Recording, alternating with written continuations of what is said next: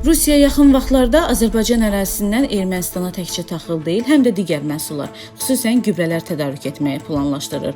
Bu ixrac yeni açılmış dəmir yol marşrutu ilə gerçəkləşdiriləcək. Bunu Rusiya Baş nazirinin müavini Aleksey Averçik deyib.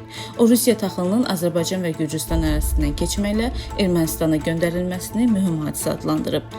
Kanal 11 internet televiziyasının həbsdə olan rəhbəri Teymur Kərimovun kassasiya şikayəti qismən təmin edilib.